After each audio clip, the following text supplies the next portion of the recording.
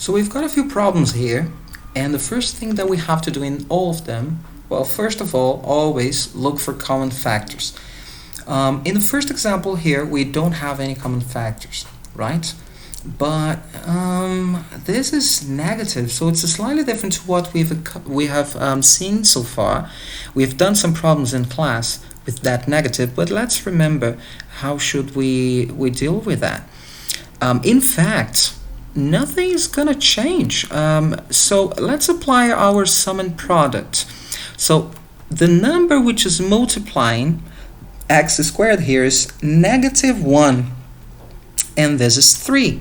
So if we multiply those numbers, our product should be -3, and our sum should be 2 plus -2. Right? -2. So product -3 and sum -2. So that seems simple enough, right? That's -3 times 1. And also sum -3 plus 1. So it matches, right? -3 and 1. So we could split that term. So let's just rewrite it here. -x squared -2x plus 3. So we can split the middle term, and then we would have -x squared. Let's get plus x, -3x plus 3. Again, this negative, plus x. Now this -2x has been split as plus x and -3x, because we have found our sum and product to be -3 and 1, +1, right? So -3 and +1. Those numbers, they come from our sum and product method. Now, next step, let's factorize each of those pairs. So we've got -x squared plus x. So, well, x, right? This is, how much do I have to multiply x to get -x squared? So that's -x. How much do I have to multiply x to get x? Well, +1. All right. Now let's get to the second term. So, I don't know, let's write plus. Now 3, why 3? Well, both of them seem to be multiplying 3 and nothing else. Now this first term, how much do I have to multiply 3 to get -3x? So that's -x. How much do I have to multiply 3 to get 3? +1.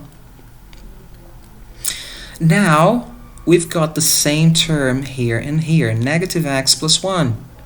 So we can collect like terms, so -x plus 1, and then x plus 3.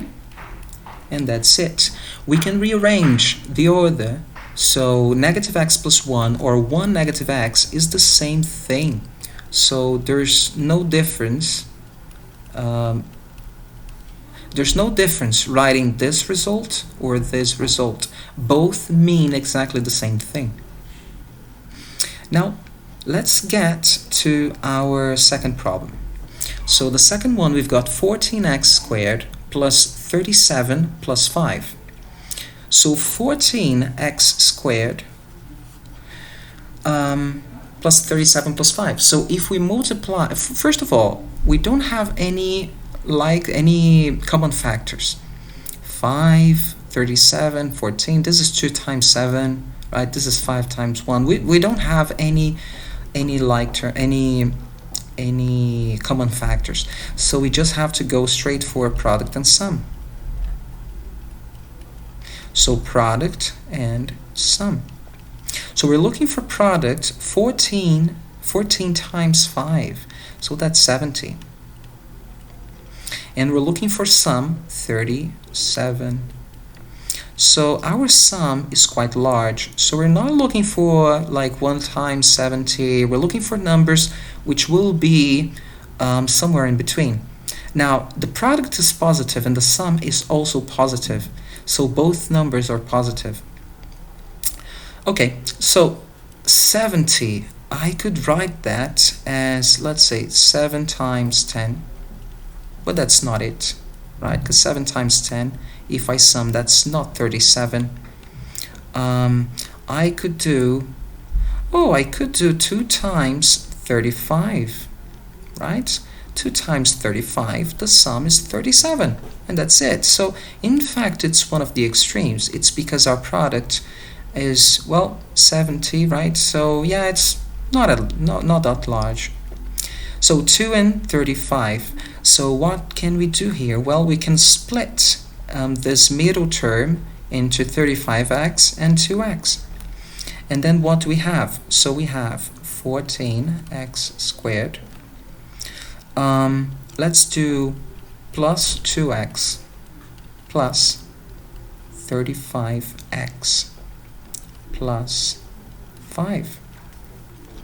Okay, so 14x squared plus 2x. If I look for common factors, those are going to be 2x, because 14 is 2 times 7, and I've got another x. So how much do I have to multiply 2x to get 14x squared? So 2 times how much would be 14? 2 times 7. X, to get x squared, I will need another x. 2x multiplied by how much will give us 2x? 1. So plus 35x plus 5. Well, simple enough, it's 5, right? So 5 times how much gives us 35x? So if I divide 35x by 5, I'll get 7x. What if I divide 5 by 5? I'll get 1. Wow, and look, I've got 7x plus 1 here and 7x plus 1 here. So I can collect 7x plus 1 and 2x plus 5. And that should be our final answer. Not very hard, is it? For the next problem, since we don't have much space left, I will record another video.